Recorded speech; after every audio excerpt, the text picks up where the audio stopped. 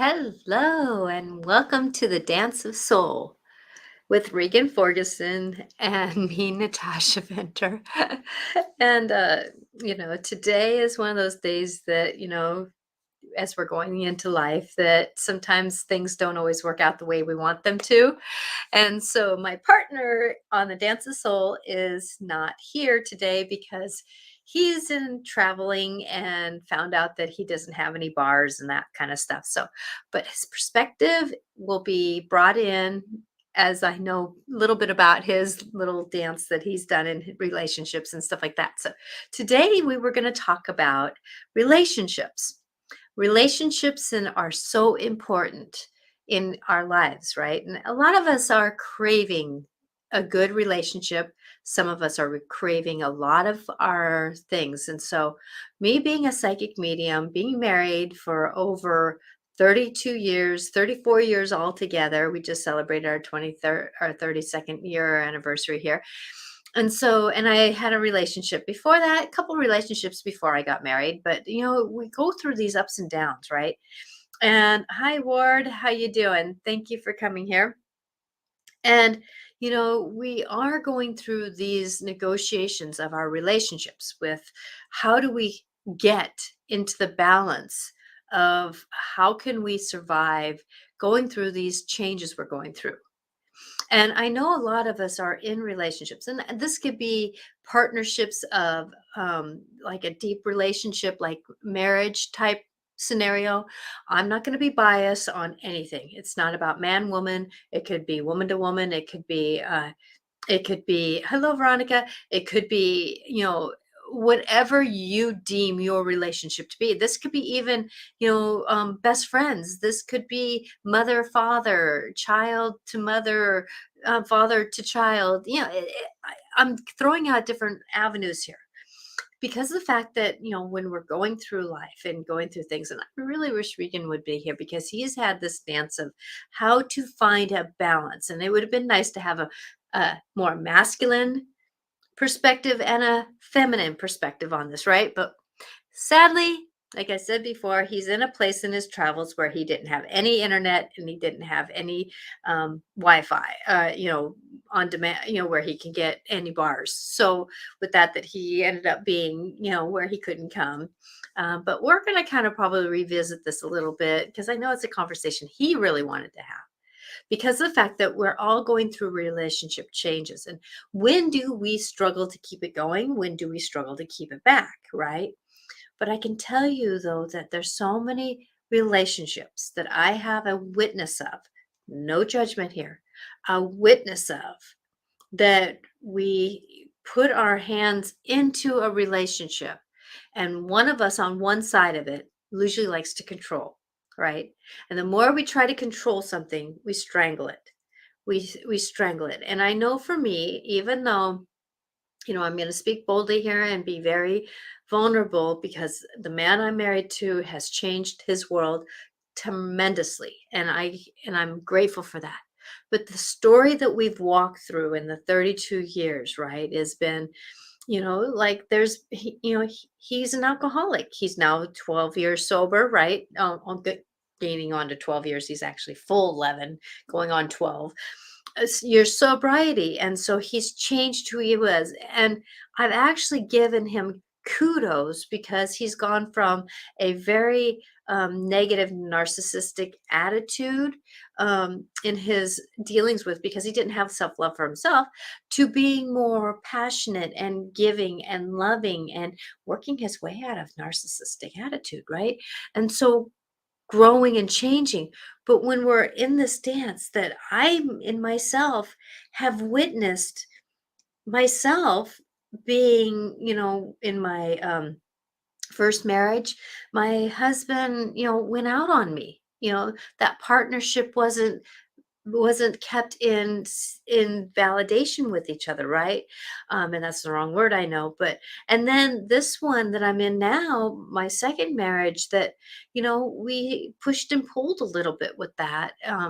And it wasn't necessarily that we went through, but I'm going to tell you though that when we're in a relationship and we're doing the dance, that the more we try to control it, the more it backfires on us, right? And that's what that Regan and I really wanted to put forth today was is that, when we control a relationship, it gets controlled out of our hands. And going forward in our lives, the way that we do, for me, even though my husband drank, even though he did this, there was a part of me that told me I could not control him and I needed to give him space. If he wanted to go off golfing, go have fun. If he wanted to go off fishing, go have fun. If he wanted to hang out with his friends, go have fun. The thing is, though, I needed the same respect. And I like to travel. He's not so much. So I go to like California, I go to these different places. And, that freedom, as much as he would like me to stay home, gives me a chance. And that's the thing about relationships. If you think about the 3D world, and you think about relationships, the way that I look at relationships, it doesn't matter what pretext you have here. It could be, best friends, it could be siblings, it could be, parent child, it could be love, somebody who you're in a relationship as a love relationship, right? They're all love relationships, but I'm thinking more marriage potential, boyfriend, girlfriend, girlfriend, girlfriend, boyfriend, boyfriend, whatever the language is. There's so much languages out there. So, but when you think about a relationship, think about it like a DNA strand. And when you see it in a more depth, you see that the DNA strand actually turns and twists, right? But when you're looking at it flat, it looks like it goes out, comes back in, goes back out, comes back in. And I'm going to tell you, if you look at a relationship in that way, if you look at a relationship as a DNA strand, I need to come together to gain understanding of each other. We need to communicate. We need to love each other.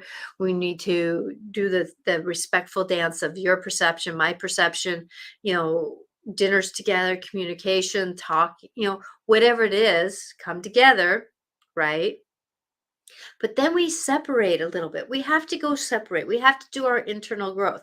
Like for me, when I go on a trip, it's a chance for me to spiritually grow in a different way. And it's time for my husband to have a home to himself that he can spiritually grow in his own way, right? He has his things that he does without me. I do my things without him. And so there's that coming out. But the thing that people forget is when you go out and do something separate, you have to come back and come together again.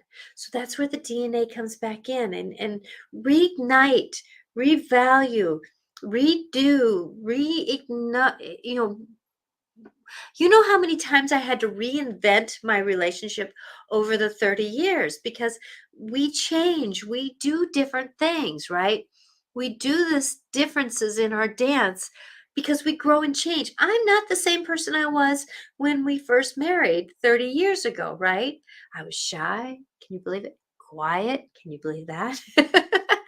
I was very much immature. I was very much in my own world. I didn't want to speak to anybody, didn't want to be out, and I did, if I went out to a party, he was the go-getter and I was the quiet one. Now if I was out on the dance floor, that's a different story. My soul likes to dance and I would dance, but at the same time though, I danced. That's all. I didn't engage, I didn't do anything else. And so for me, this going back and forth, coming out, the spiritual growth of me being by myself, I'm an only child, so I need that time to myself too, gives me a chance to grow and change. But then it makes sure you come back, reignite, spend some time together, light a candle during dinner, say, "How are you doing today? Boy, what day did you have?" And listen, redo, bring flowers home to someone. Doesn't matter if you're male, female, whatever. Bring flowers home to your mom. If you are in the midst of coming back again, say that I've been thinking about you. Because there is those dances of how do we do. But I'm going to tell you also, though, this ebb and flow of a relationship, when you're not with someone, remember that when you're not with someone, they get to show their truer colors also, right? And so, that's the thing is that if we try to control things, we're calling up somebody. Where are you? What are you doing? Where are you going? What's happening? Well, yeah, there's that dance of doing that, communicating. Hey, was checking in with you. What you doing today? I didn't know what you were doing, where you're going, and how much fun are you having, right? That's called checking in. But at the same time, though, if you have those expectations of you have to call me at certain time, that hi Paula, how you doing today? Thank you for being here. That if thank you all for watching, by the way. I really appreciate it. If you're watching on Twitter and you want to make a comment, please go on to my YouTube channel, Natasha Venter AC, short for Angelic Clarifications. And please make a post there. I really appreciate it. So going forward in our dance, the more that we try to control a relationship, the more we strangle it, because of the fact that if we a lot of times when we control a relationship, it's more our insecurities, right? And insecurities will push every button we have, every button we have. But I can tell you, in my first relationship, when I didn't have the expectations, I let him go and I let him do what he needed to do. He let me do what I needed to do. We tried to come back together.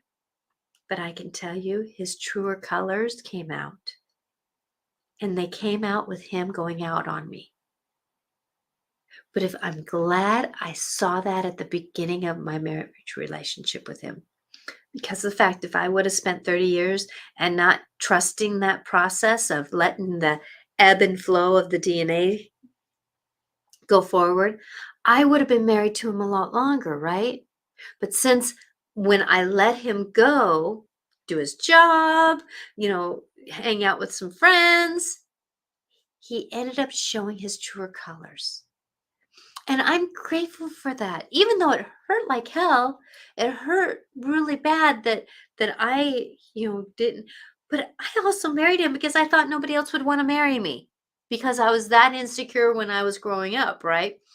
So with that going forward now, doing the same thing with my marriage now, this ebb and flow, if he wanted to go hunting, if he wanted to hang out with friends, he did. Now, there is some things that, sometimes when we do that and we forget to come back again. And that's the thing that through my years of maturing, because age does mature us. There's not about, I've had 3-year-olds who are more mature than some 90-year-olds, right? But it's not about age, it's just maturity. And the more I was getting mature about my relationship, mature about my honoring myself and loving myself, the more I respected myself, the more I realized how much that it was harder to come back together again. But we had some disconnection. And the disconnection was addiction. No matter how much I tried to bring things back again, that the addiction took over the perspective of both of us. Because of the fact that when somebody has an addiction, passive aggressiveness can come into a relationship.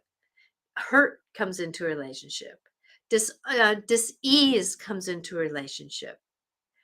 And then at the same time, though, there was some things that were showing me, that he could be trusted, but at the same time, though, when he couldn't be trusted because of me not filling up his emotional basket, right? That I wasn't filling up his love basket, and it wasn't that I wasn't trying, but if in his perspective, if I tried to do XYZ, he wanted ABCD, right? And if I gave him ABCD, he wanted XYZ. And he being when we're in a relationship and one person is unhealthy and the other one is healthier, Nobody's totally healthy, right? And the reason why I'm saying one is unhealthy, I'm talking about addictions, um, unworthiness, deep depression, deep unlovableness in themselves, deep, the unhealthy part of ourselves. And then one is a little bit more proactive in their spiritual walk. They're working on themselves. They're doing their thing. And I can tell you, there's a lot of relationships out there that are one or the other, as I have one hand higher than the other when we're talking about this on a podcast. That, these relationships usually have opposites. And when we have opposites, there's one that's usually being more spiritual and awakening, and the other one is more stagnant in their awakening, right? So when we're going forward, a lot of times, how do we negotiate the dance of being this kind of person? But I can tell you, doing the spiritual work that I do, being the psychic medium, being one that really works on witnessing myself. My One of my mantras, and it's one of the first mantras I use, is, "What is this here to teach me?" And I can tell you that my partner, my love for now, that I have for the last 30 years, that wasn't always his perspective. A lot of time was victimhood, right?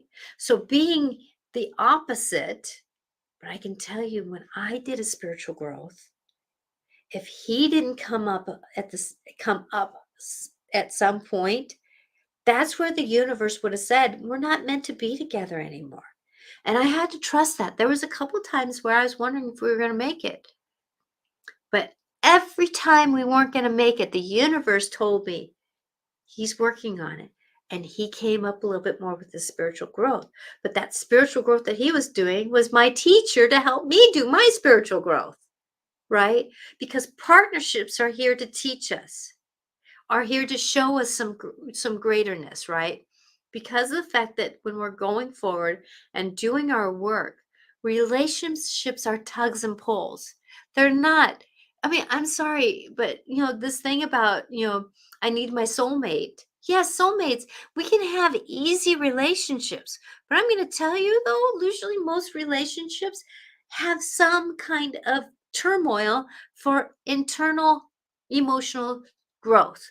And so finding someone that there's more that you can live with than not live with, that's a good partner, right? Because of the fact that we're going to have to learn to live with something. Like I told my husband one time, I said, that the serenity prayer, accept the things I can't, oh gosh, I know the serenity prayer. It's right there. My brain. To come on, come on, come on, come on, come on, come on, come on, come on. Serenity prayer. I'm going to look it up real quick because I want to get this right. Uh, N-it-t prayer.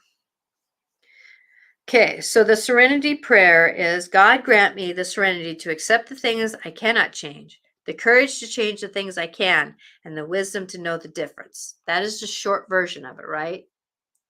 Well, I can tell you that one day, one moment, which was a couple weeks long, we were struggling with triggers. And the triggers were really undermining us. And those triggers, instead of helping us do things, but I can tell you that one night I was waking up and I was looking, we have the serenity prayer in our bedroom, and it's in a certain area of our bedroom, and I can look at it, right? And the part that says, God grant me the serenity to accept the things I cannot change and the wisdom to know the difference.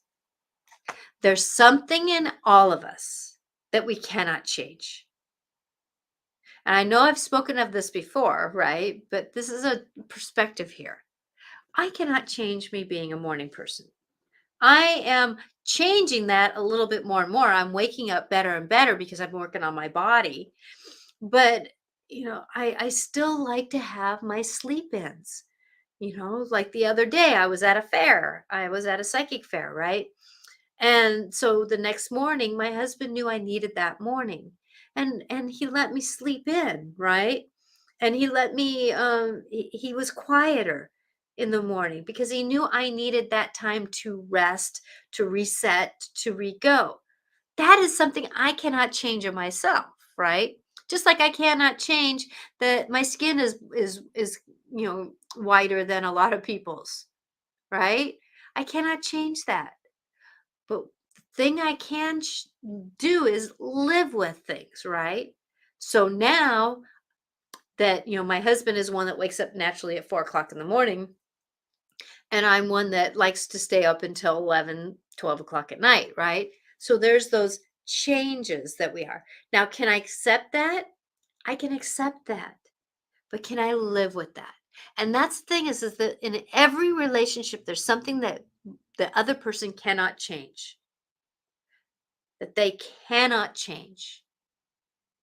My husband cannot stay up late unless it's something that really keeps him going.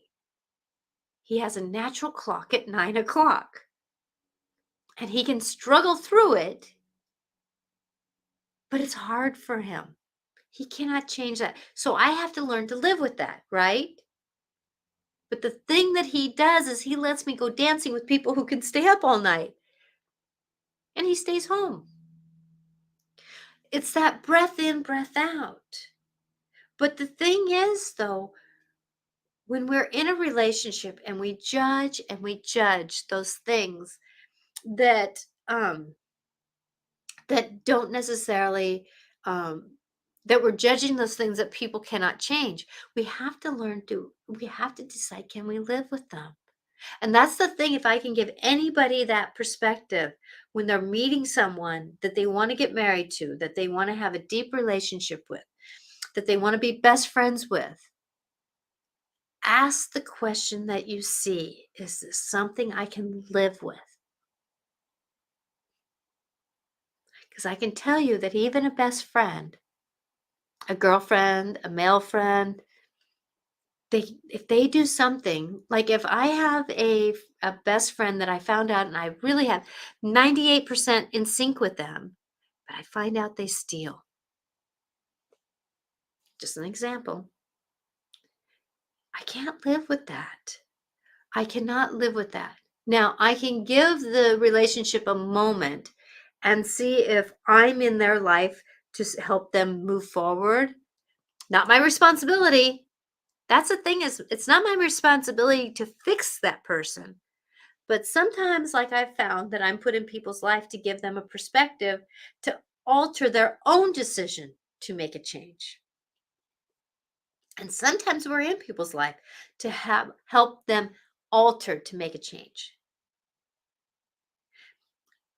But if they keep doing it, and it's something that is an addiction, if it's something that they can't survive it, they can't maneuver it in a different way, I'm sorry. I'll be friendly, but I can't be that deep friend. That doesn't work. That doesn't work for these abilities, right? It does not work. And so when we're talking about life and relationships, ask yourself the question when you're building a relationship: is this something I can live with? And if you can, what level do you have to negotiate that on your own? Right? And that's the thing. Like, I did not want to negotiate, and I could not really live with my husband's drinking. So what I ended up doing was I was pretty naive. I came from a non-drinking family. I was very naive. And you find that people are to learn lessons, and mine was about that. So I learned it through my spouses, because my first husband wasn't very good about that either. He did coke and pot at the same time, right? So there's something I was supposed to learn about addictions, right? Because frankly, I have my own addictions. I've really worked with. I dealt with my depression by spending a little bit of money, and I spent a little bit more money than I wanted to. But when we're going through our story, thank you, Veronica. What can we negotiate and live with? I had to do some changes. My husband had a hard time dealing with my spending of money. Now, I can tell you, as much as he drank, there was always money in the bank. He has a really good ethic with money. right? And so the way that my unethical known ability with things was is that I had to change it to honor him a little bit. Just like in order for us to stay together, he had to quit drinking. He had to. It was getting to the point where I could not live with it anymore. I didn't buy his alcohol. I didn't buy his pot. I didn't buy his stuff, but I dealt with it because I put up with it. I worked around it. I negotiated. But I was getting to that point, and I can tell you that one night I sat on my bed and I yelled at the universe, God, my team, whoever is listening, if you know I can't split up my family. You know I can't split up my family. You got to do something and you got to help me. And I can tell you, because of my husband at the moment where he was at in his life, he got caught by the cops and things changed. And that's the thing that I have learned, that sometimes when we want something to change, we have to surrender it all to somebody greater than us. Your personal belief, mine is angels, God, blessings, I just was talking to everybody, and I can tell you that when I said, "You gotta do something, you know I can't break up my family," and I was screaming, yelling, I was mad. It was quiet. The universe around me, I'm always hearing chatter. My intuitiveness is always hearing chatter. It was the quietest that I've ever been. And I can tell you when I went, you got to do something. And I know for me, I was at that point where I was looking for places to move to. I was talking about different things. I was setting up different intentions. I was asking the universe to do what I can do. Where am I supposed to go? And I trusted the process of the walk. But one thing that happened about 3 weeks after that moment is that I was pulling down my driveway and he was pulled over by two cops from drinking and driving. And the courts took him. He went deferred, which is where he had to do counseling. He's never done counseling before. And he had the language of change. Not saying that he did all the way change, but he had the language of change. And time was going to tell. And I can tell you that I had to trust the universe. Sometimes I trusted the universe more than I trusted him at that point. But I still gave him the freedom. I still gave him the freedom because of the fact that if I didn't give him freedom, this is a perfect example of how if you strangle something, you hold on too tight, you're going to end up strangling the relationship. I knew I could not strangle him. I knew I couldn't, I had to trust sometimes. He had a blow and go, where you have to blow in to start your car, right? And Veronica, I know that you're almost there too. And I'm so sorry you're there, because life is about stirring us up and it's not easy. And my blessings are with you. And I constantly think of you and all with very much love. That, this thing about him going is that I had to trust the blow and go sometimes, even though I know that doesn't always work, right? Now, did I humanly smell his breath when he came home? Yes. Did I humanly see if he was getting high? Yes. But I can tell you, though, I didn't discuss that with him. I keep asking him, did you drink today? Did you smoke today? What did you do? Who were you with? What are you doing? Because I can tell you, if I would have done that, that would have sabotaged his healthiness. But me saying, hey, babe, I hope you did good today. I hope you found the strength to get through it because I know that you can, right? Uh, Sometimes I didn't bring up the conversation because it was still a trigger, right? Because of this fact that when he was stopped drinking, he was at a very vulnerable place, and sometimes wives or other halves can sound like mom, and mom triggers, right? So you have to be careful how you do that. But I can tell you, when he went golfing with his buddies who were drinking, wow, talk about trust. Talk about trust. But the thing is, though, since I trusted, sometimes I trusted myself knowing that no matter what happened, I was going to be okay, that he was able to negotiate coming back stronger. That's the thing about life is that we got to give people breath to change. But if they don't change, what decisions do we need to make?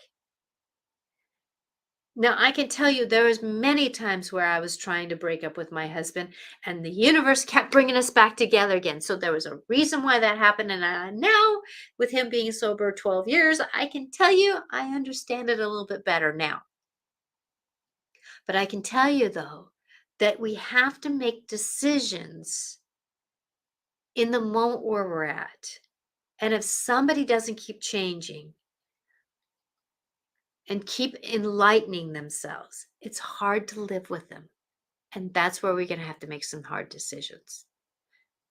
And my love is with everybody trying to make that decision, right? Because it's not easy. It's not easy. I'm grateful I didn't have to. But the thing is, though, we have to give the opportunity. Now, this is one thing that I have done in relationships with let's say coworkers or spouses or best friends or something like that. And I actually did this with my ex-husband. Is I gave an emotional time, 6 weeks. Let's say if I was in June, I gave to the end, I gave to like the middle of September, right? Or July, somewhere in there, August, somewhere in there. It's about 6 weeks, 8 weeks.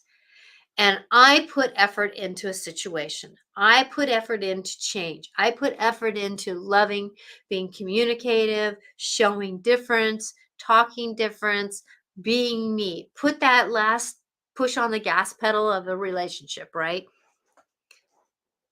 But I can tell you, my ex husband did not rise to the occasion. He kept spinning. He kept doing his work. He kept going with addiction. He kept going with himself. He had no self love. He had lack of self love. He had lack of self respect. He kept going forward. And I can tell you that the universe said it was time to leave because he did not rise to the occasion. Even though I put effort in, and I said at the end of that time, I looked back over the time that I had those last couple weeks, and I kind of said to myself, he didn't do this and I did. He didn't do that. He didn't do better. He didn't quit his addiction. We ended up having to move again. He didn't put any effort in because I moved 7 times in 3 years with that man. That he didn't try to get us a home. He didn't try. He didn't, and these are my perspectives. I'm going to say these are my perspectives. He had his, I honor his. These were my perspectives. And these perspectives gave me the ability to say there was not enough good. There wasn't enough of things that I could live with, even though I didn't like them. There was more things I couldn't live with. And that pushed me over the edge. And I'm grateful I had a safe place and an ability to make that decision, right? I was also young enough and in that transition during the 20s to make these decisions. So with that, as we get older, it's harder to make that leap because we have different negotiations, right? And so sometimes we end up staying with someone co-mingling in a house because that's what we can do, right? There's that process. But I'm going to tell you though that if we're going to be in a romantic relationship with someone, if we're going to be in a close girlfriend relationship, boyfriend relationship, best mate relationship, mom child relationship, we have to let things breathe. And if we let things breathe, we give things an opportunity to be. And that's the thing is like for me, when I go on a trip for, let's say, 2 weeks, right? I've done some changing. My husband's changed some things when he comes home. Just like if he goes away and I stay home. We both change. So when we come back, it's almost a renewing. Oh, whose job is it to cook? Whose job is it to do this? And what are we doing? How are you? Who are you now? Having these observations. I'm not going to say that they need to be judgments, but observations. How can we negotiate those things? Because I can tell you, there's sometimes when he comes home from a trip and he's like, honey, the house isn't clean. And I can say, actually, I've been reorganizing something and I haven't finished quite yet, right? Because sometimes when I get into reorganizing something, I clean out the filing cabinets, and things take a little bit longer than just moving furniture, right? And so doing something like that, it does take a little bit longer. Just like when I come home from him and he's been working, let's say 3 12s, he doesn't have time to do the dishes. Can I judge that? No, but I can sure experience the hug and the newness, because the heart does grow fonder when we're away. But yet it can also, like my husband said last time I came back, you know, I was a bachelor for a couple weeks and I have to figure out how to be a married man again. Even though we wanted to be married, but there was still the practice of it. And going doing life like that, it is that breath, that give and take, because we change over time. And like I was talking with a coworker today, and her kids are getting older and my kids are already out of the house. And even though my husband and I are oil and water, he's 6 foot, I'm 5 foot. He likes spicy, I like plain. you know um he used to drink, I never have, because it never agreed with me. There's been this ebb and flow of things happening, that we have to find out what is our strengths and our weaknesses. I can tell you, an example I've given before here is that, like, he remembers dates. Not so much. I don't. Not so much. But I sure can write on a card. And like I tell him, I said, you know what? Remind me of the date. I'll get the I have a bunch of cards, so I can grab a card, or you want to get the card. I'll write in it. You okay what I write in it? Dyslexic here. And then I'll get it all ready and you mail it. Because of the fact that that's the ebb and flow. His strength, my strength, our strength together. So finding out those things can really help us out. But remember the serenity prayer. It is the God grant me the serenity to accept the things I cannot change, and to change the things I can, which is usually us. Oh, hi Regan. You made it. Yeah, I drove down the mountain. I have 5 bars now. Congratulations. Yeah. Yay. Sorry to interrupt what you were doing, but what's going on? So I was just talking about relationships and giving a breath, and then I was Oh, talking about the serenity prayer, about how accepting things we cannot change, and if we yeah, can't accept those things, sometimes we have to eliminate or we have to decide if we're going to leave or not. And it's like it's that ebb and flow of how do we change through time, and giving that breath. When we come back from a trip, like you're on a trip, right? yeah. And Last when 10 days. yeah, and when you come back, you and Patty are going to have to learn to be together again. Yeah, you know that's. I was surprised when we were dating for like a year, and actually even after we decided to be an item, I would still be on the road a bit, and I was surprised how. And we both remarked on that, how it seemed to take a day or two, or sometimes 3, to kind of feel like we were back together again. You know, Mhm. now that I've known her for 9 years, it's pretty quick. Usually a couple hours, and I'm good. You know, but it does, because you separate from that energy. Yeah, And you it's like coming do. back, and when you connect, it takes like a blending. instead of just rough, it's just like you have to come back and just blend. And then finally, you're that couple energy. Exactly. Well, I know for me that, like I was saying earlier, that I change. There's ahas I get, there's knowings I get, and then there's knowings and ahas that my husband get, and there's some things that we are still the same. There's the things we cannot change. Those are the things that I'm not going to change, but there's awarenesses that come forth, and like let's say last time when I was gone and I was visiting you guys, and my girlfriend, I was learning the lesson of money, and I was looking at money at a little bit different. And so when I came back, I wanted to practice that different, but my husband didn't know that I was going to practice that different. And so he was already in the assumption, Yeah. I'm going to put quotation marks about that, that I was going to be the same about money. And here I was working on doing a lot different. And so there was that practice of changing, because we do get things that change up while we're gone, Yeah. right? Yeah. Yeah.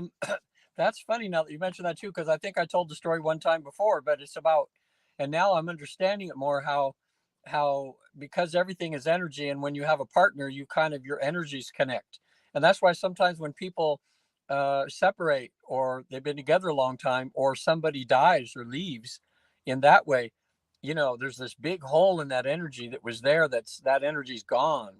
You know, Mm-hmm. but when I went on that new warrior training back in my 40s, and you'll probably Mm-hmm. remember the story, but uh, we were having some difficulties in the marriage, and my wife happened to be talking to her doctor about it. Who was a really this doctor was one of those doctors who would sit and talk to you and whatever. And he said he noticed, like, if she's a little worried or something. She said, "Yeah, I just there's just some things that aren't really clicking." And he said, "Well, my partner and I had those issues, and I found out about this thing called New Warrior Training." And he said he went to it, and it completely uh, turned him around. So she came home and said, "Would you mind checking into that?" And I said, "Okay." So I went to this mountaintop with 16 other men, and they had 16 other men that flew in, drove in on their own dime to help us men go through this, what they call New Warrior Training. Anybody listening, it's called the Mankind Project. And they have centers now. They have such success with turning men around and getting them to have high integrity, and to be better husbands and better fathers and all that. And the methods they use are transforming. I don't know how they do it, but I was transformed in that weekend. But I kind of went to hell and back a little bit, and I sensed that you had to really face some stuff, but I really wanted to. So I came home all, I mean, I felt like a new man. And about a month later, my wife, as I came in the door, she said, "Sweetheart, I need to talk to you about something." And usually when that's happened, I'm thinking, what did I do? Oh my God, what's going Yeah. on? So she took me up. We laid down in bed together. She would hold my hand. That's why she was so beautiful that way. She says, "The girls and I are having some issues with you." And I'm thinking, oh my God, what have I done? I don't know of anything I've done. They said, "You're too sugary." They said, "I'm too sugary." In other Mm-hmm. words, too sweet. And they said they're having a hard time because when I talk to them, I'm looking them in the eyes more. It was such a, what It was happened such was, a it was such a switch that they had to yeah, get used to the new you. yeah, Yeah. it was just like you were saying, what happened to you. They were used to this certain energy. And when it changed so drastically, they felt like out of kilter, like they couldn't deal with it. But I told him, I just smiled and I said, "Well, I'm not changing a thing. So you guys got to get used to my new self," and which they did, eventually that way. And everything since then has been, oh my gosh, that was a turning point in my life with, doing some shadow work, getting rid of some stuff that I was afraid to look at, and realizing that it takes work. It Mm-hmm. takes work to become a good person in a way. You Yeah. can't, do it. So, But at yeah, the same time, even though you did that switching, it was up to your wife at that time to do her enlightened work. yeah, It's that the tit for tat, or the tick and the talk, or whatever it is, yeah, that one person can't always be the enlightened one. And that's what I was saying earlier, that in my relationship, that every time that I got more enlightened, if my husband didn't do some kind of shifting and changing, we wouldn't have been together. Because when we're doing the enlightened work, which is our soul journey, Yeah. that we have to we can't stay in that all the time. Now there is logistics, sometimes we have to stay in a relationship because we don't have the money, and that kind of stuff, but that's where we got to figure that process out, if that makes any sense. Yeah. So I think in relationship, you have to realize that change is good, and it might cause some issues. Well, I know even in my life, as I've had a spiritual breakthrough in a way, and in my sense feel that I've attained another level because I feel myself being having more integrity and honesty and caring and empathy and all that. Um, a lot of things that are in my life, the energies of things in my life, and that will fall away sometimes. Hmm. Like old friends will fall away. Sometimes jobs will just disappear. I mean, because there's a new energy that's an old energy that doesn't suit you anymore. Like having clothes that are worn out and all full of holes. All of a sudden, you got to get new clothes, to go with your new Exactly. image, your new self. So I think it's one thing people listening that need to do is don't be afraid of change, especially good change. When you're trying to get yourself to a higher level of awareness and A that cleaner, I'm going to call it a cleaner cleaner. awareness. Yeah, yeah, that's a good way to put it. Yeah. And then do that in partnership with your partner. Let them see what you're doing in that and kind of prepare them for the shift and the change.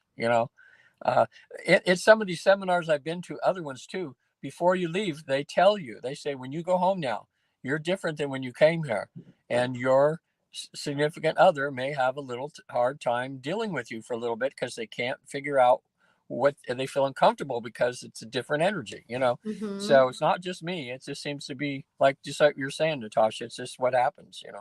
Exactly, exactly. And that's the thing about life and where we're going. It is about how do we, like for me, there's things that I come in and I tell my husband a lot of times coming back from a trip, this is what I was working on, babe. And I know that there might be a little bit of old me that's trying to come back in, but I want to really work on it, and you know what did you learn while I was gone? There's these conversations we need to have with each other, being able to negotiate these stories of where we're at and what we're doing. And, God, we're all perfectly imperfect doing this walk, but it is about enlightenment. And usually our partners, girlfriends, male friends, partnerships, mom, child, father, child, you know, co-workers, we're all here to teach each other how to negotiate life. And it's amazing how a lot of the people closest to us are the things that trigger us to learn more. Yeah. Oh boy, yeah. um, that's like it was with me. As I've said many times, I think the serious relationships, the ones that were serious in my life, they had a beginning, a middle, and a natural end that came to them. But each one of them was there. It was like a class I was going through. Like Hmm. kindness 101, kindness 102, patience 101, 102, 103. I mean, having four or five kids altogether. It just takes some time. Wow, life is interesting. Yeah, and I well just yeah, I was thinking. No, I won't say. I'm just starting to say something about my session with my clients too fresh now that I had today. Didn't go as expected, but it did go well. Um, uh, Life is you're not going the way we expected. no, but it actually was. It was good. This is just somebody who lost someone unexpectedly to an auto accident, and really Ouch. just ouched. And today, like in trance, she just started getting this.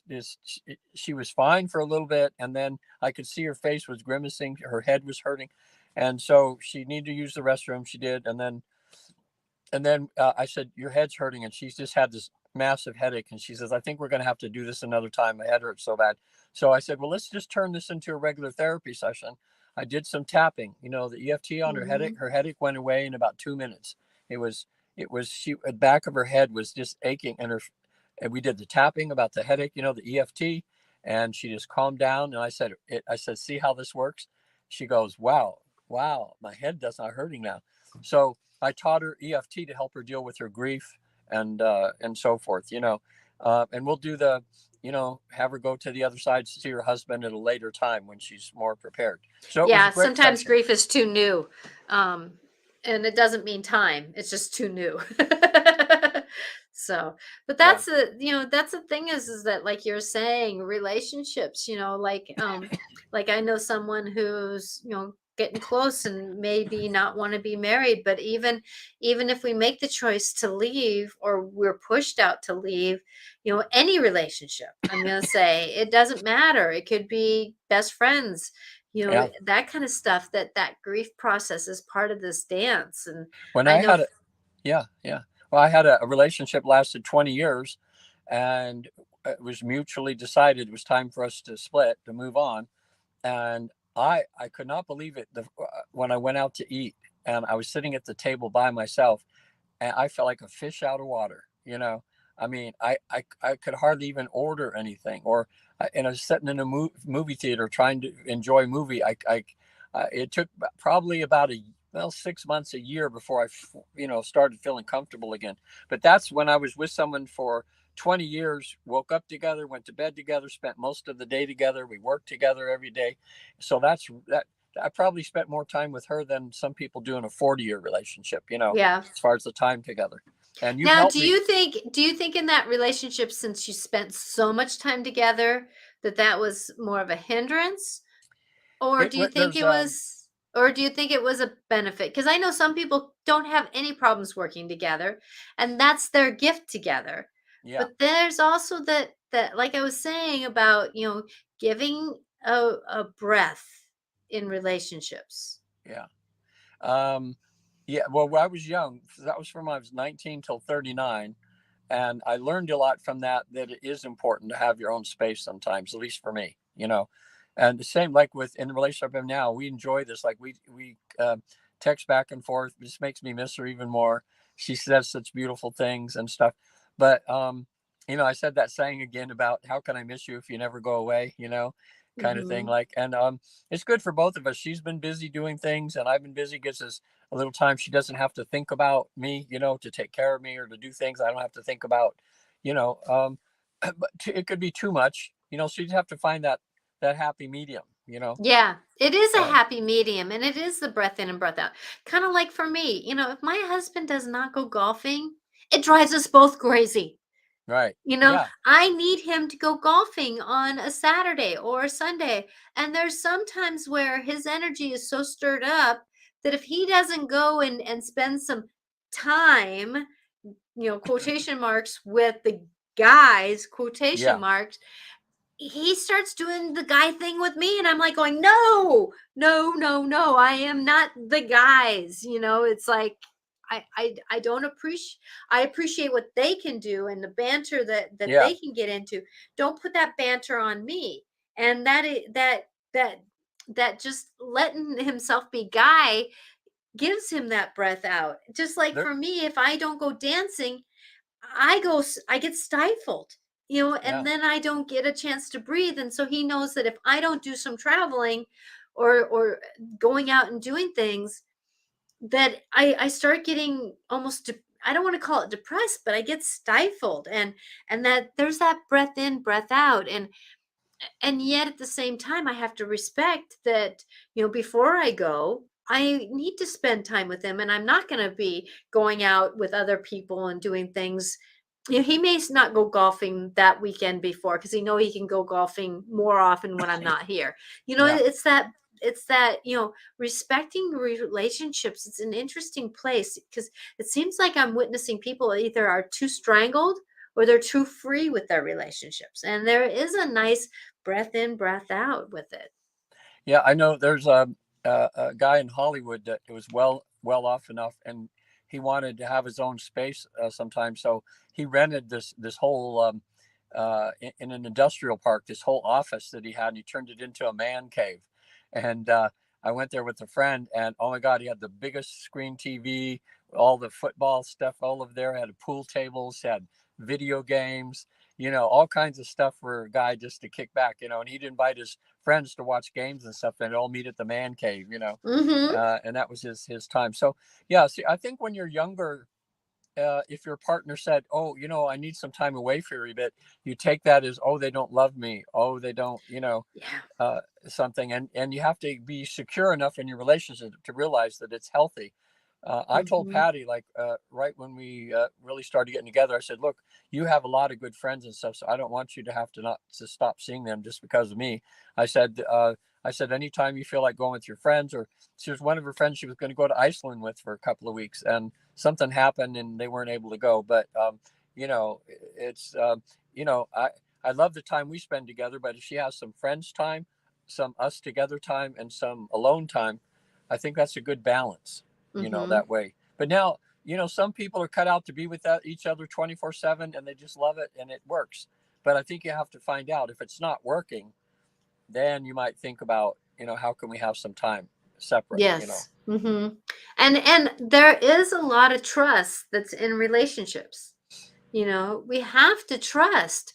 And like I was saying earlier, that sometimes if we find that you know having time away from each other actually gives people a chance to shine, to show their true colors.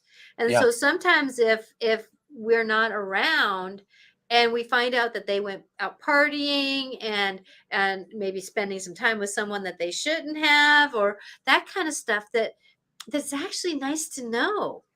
It's actually nice to know that somebody is that way. Yeah. So, giving that breath in and breath out, especially at the beginning of a relationship, you really find out who somebody is. Yeah. Yeah. Really do. Really do. Yep. So, relationships are, they're, it's work, but it's good work. It's like becoming I mean, even being a good golfer, it takes work. You got to do a lot of Mhm. practice, and you have to have a lot of disappointment and setbacks and everything. But if you like to do it, like you love a person and you want to be in a relationship, you have to do some work. Um, I've been really fortunate with Patty, is because I've done so much work in the past and she's done so much work in the past. Now, we're not exactly coasting in a way, but because we've had a few issues we've had to deal with, but they haven't been major. But we've got through them pretty quick, you know. And we don't. Neither of us sweat the small stuff very much. It's like, so what? It's just a little irritate. You just, as you get older, you don't want to spend time worrying about the little stuff. Mhm. And we're both pretty secure within ourselves. We're not And the that's the difference. We have to find that security in ourselves. I know for Patty and you, she's a very much of a morning person, and you're much of an evening person, yeah. right? Uh-huh. And so that's the same way my relationship is with me, with my husband. But we have to respect that, my husband respects sometimes that I'm going to stay up late, you know but I do try to spend time where we're Yeah. together, Yeah. where we get that time, because I know that there's certain nights that you and Patty watch certain shows together, because that's your commune time. And that's the Yeah. thing, is that we have to do things with each other without expectations. Yeah. And a lot of us have expectations in relationships, parent, child, best friends, whatever relationship we have, expectations. And no, no, no, no, no, no, no, no, no, no, no, no, no. Try to put those on the back burner. Have Yeah. hopes, have dreams, have communication, have desires, have, this is something I can live with or I can't live with. But if we expect someone to fill in that I can't live with this and change, that's where things get a little sticky. Yeah.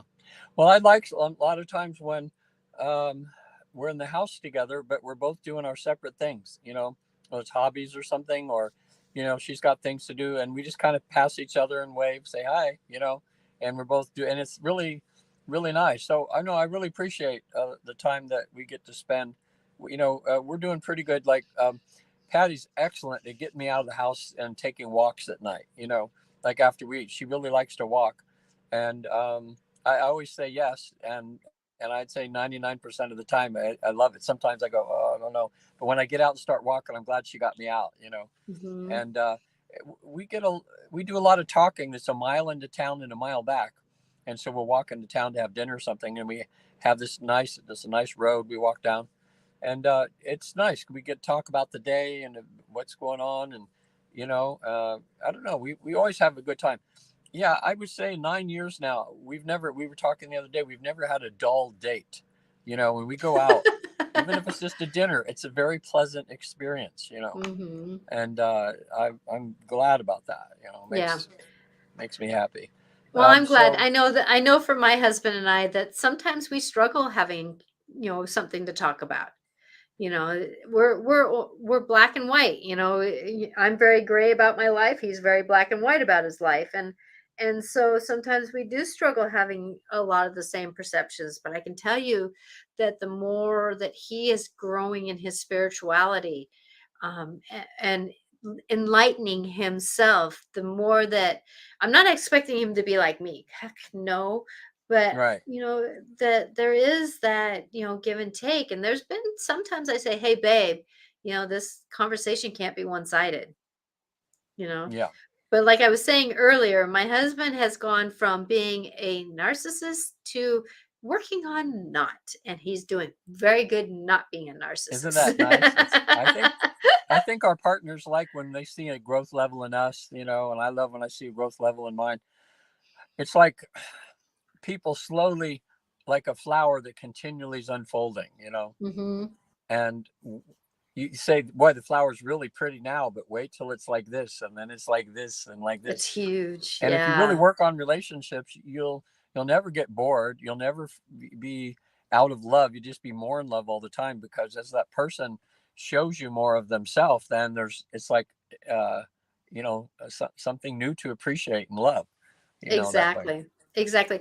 But I'm going to say that if you can remember, communication is most of this. Yeah. Be willing to talk, be willing to communicate, be willing to ask a question and hear, witness the answer.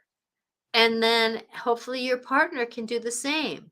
Be willing to witness the answer too. And there's sometimes where, sometimes like my husband, it's like I can say 3 words and he's done listening. He's just that kind of person. I had somebody describe that there's people who listen in 3 words, there's somebody who listens in like 5 to 10 words, and then there's a person who will listen in paragraphs. And there's Yeah. someone who will speak in less sentences, and then there's somebody who will speak in more sentences, and then there's somebody who will speak in paragraphs, right? And Yeah. he's a less person and I'm a more person. So there's that. How do I so there's sometimes where when we're communicating I say, hey babe, I need to talk to can we talk about something that's going to be more than just 3 words? Yeah. Hmm. And That then as we start talking and he goes, honey, get to the point, you're starting to lose me. right. I go, okay, give me another half a minute here, hon, and I'll finish up my sentence. So, it's that gotta be willing to communicate and know that we have differences, and how can those differences come together to be Yeah. one ship with each other? Because I've always said 2 pillars, if you look at like the Greek pillars here, 2 pillars hold up a stronger roof. Yeah. But if you're leaning one side in, trying to make the other one happy, or if the other one's leaning in, trying to make the other one happy, the roof will collapse. But you gotta be, I'm important, you're important. Yeah. I'm important, you're important. I'm important 50% of the time, you're important 50% of the time. Wait a minute, today's one of those days. You're important 80%. I'm important Right. 20%. Oh, here's a day going the other direction. You need 80%, I'm 20%, Yeah. right? I've even said, like, when it comes time and there's two and you both have the flu at the same time or something, then we just make this deal that's like, well, whoever can get out of bed easier is the one that takes care of the other one, and this and it goes both ways, and sometimes one's sicker than the other, and one, it all works out. But yeah, it's good. So relationships are wonderful, even though challenging. And Their yeah, I'm work. just looking forward to hopefully another 20 years or so. I mean, what, I'm turning 73 in a few days, next week sometime. And Mhm. 78, so Actually, night. we will be on our Monday show on your birthday. Oh yeah, yeah, It'll be yeah. You get actually next Monday is your birthday. on the third. That's Monday is the third. Yeah, first. That's right, because we're flying to Tucson on the first, second. Yeah, Monday would be the third. I'll let you know when we get settled. If my brother has something planned or something, I might miss the show. But do you have a guest Yeah. for that day? I do Oh, she not. canceled to the next week. She cancels to next week, so I'll work it out though. I just need to know early enough that I can negotiate it because I Yeah, don't mind. I mean, yeah, I just kind of it's nice on Mondays to have, I miss you when you're not here on Mondays. yeah.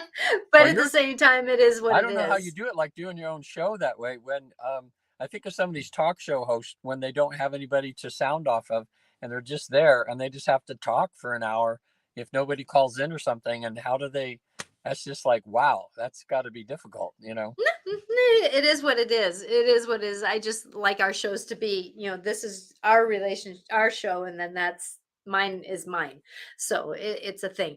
But I just want everybody to know that with the relationship, just like Regan and I, you know, we have love for each other, even though we've only been. I met him for the first time in humanness last summer, Yeah, and for the first so time we going saw each other in person, right? in person, but yet we had a relationship, but we had to communicate through that relationship. We had to ebb and flow through that relationship. Oh, wait a minute, that's something I like, that's something I don't like. How can we work this out, right? Yeah, And it's about give and pull and tug. And but I want everybody to know that, this I want my soulmate. Yes, we can have soulmates. My dad was my soulmate, but it was not something that wouldn't be without tug and pull. It was a yeah, lot of learning experiences. You and Patty are more like twin flame soulmates, yeah, but it's still a tug and a pull. It's still a learning process. And if we can understand that life is about learning, how can I communicate with that person? How can I showed relationships like a DNA strand, and it's a picture of it and how it looks like it goes out and comes back in and goes out and comes out. We yeah, have to give people a chance to stretch and pull and grow. You go to work, I go to work, we come back in the evening time, with the DNA coming back together again. What was your day? How was your day? Well, how can I appreciate you? How can you appreciate me? How can we do this dance? Then we have that go back out again. Oh, wait a minute, it's going to be a little bit more of a DNA spread apart, going on a trip, coming back together. Well, how was your trip? What are we doing? How are you now? Who are you now? Coming back together again. And hopefully we're together again for a little bit. And then there again, it pulls out again. Oh, I got to go to work again. It's that ebb and flow of who are we, what we're doing, what are we triggering in each other? How can we communicate about those triggers? But remember that, it's like the grant serenity prayer. God grant me to accept the things I cannot change and the wisdom to know the difference. yeah, Do not expect people to do something that they are not. And if you can't live with it, that's when we have to make decisions. How much of a relationship are we going to be in with them? yeah. Well, it looks like we're past our time again. Yeah, you Although, came in hey, late, so this it one was went like, real oh, wait fast, a minute, you're Natasha. here. This went so Yeah. fast. It didn't seem like an hour. Yeah, but it was only an hour, half hour for you. Yeah. So how can people reach you, Regan? Because you are so amazing at what you do. Okay. It's right there on the screen. Visit theafterlife.com. There's videos on the spiritual therapy. We're in a deep state of trance now. We have it where you can visit the afterlife for a few hours and come back. It's becoming commonplace. People can do this so easily. But also traditional therapy is really, really important sometimes for the issues that happened in this life that have damaged you or that's keeping you from being everything you need to be. And I can help you with the healing there. There's some tabs on my website on traditional therapy on EFT and hypnosis, this energy psychology. Matter of fact, if you want to hear all about it, about EFT, about havening touch, and about EMDR, there are three therapies, modalities now that are uh, taking over psychology now as far as healing people really quickly. If you go to Vestiges After Dark, You were just on. I they had haven't a had a chance to 3 hour, listen to that yet. yeah, they had a 3 hour podcast. I'm on the last 2 hours, and we go into about the how the tapping works and how havening touch and EMDR on there. But there's also some videos on my website on visittheafterlife.com. And what about you, Natasha? You can reach me at angelicclarifications.com. I really have a sole purpose to help people go through their relationship with themselves, the relationship with others, the relationship through life, and how do we negotiate that? And, many of us come into these relationships with a lot of baggage, a lot of triggers from past. And like for me, giving my husband vitamins, and he had that question, "Are you my mother?" And I said, "No, I'm a wife who loves you and wants you to be healthier." And me having that intention of just being a wife, being a loving wife, switched up the language, but I had to have language. And that's the thing, is that I can help people with some language about some boundaries and some negotiations that way. And I love to help people go through life. How can I help you do better? And you can reach me at angelicclarifications.com. I do individual sessions. I also enjoy doing group sessions with mediumship. That's something I so enjoy, and feng shui, and because if we're looking for a relationship corners are very important to Yeah, our relationship to ourselves, and helpful people corner and prosperity corner, and how can we negotiate that? So with that, then if we're looking at relationships, how can we change the energy of our homes to bring that in? So yeah. that's where I do the feng shui also. Good, good. Well, that's excellent. Yeah. So on Wednesday's show, I'm going to have Sue Snyder on. She's a friend of mine, and she and I are going to talk about the body's process of going through spiritual awakenings. Ah, that sounds really cool. That's on Yeah, Wednesday at Wednesday at four 4 o'clock. o'clock Pacific time, right? Mm-hmm. four Okay. o'clock Pacific time. Our bodies are all going through these upgrades, and we're being triggered. And it's amazing how that affects our human body. And so we're going to talk about that. That'd be good. Yeah, I Yep. just have a session tomorrow in Los Angeles. So I'm in San Diego now, or I'm in Escondido, which is in the mountains above San Diego. Anyway, and then I have a session tomorrow in LA, and then I have to drive all the way tomorrow night back to San Francisco, and I have one in the next morning to help a man who has what does he call it? Trigger phobia.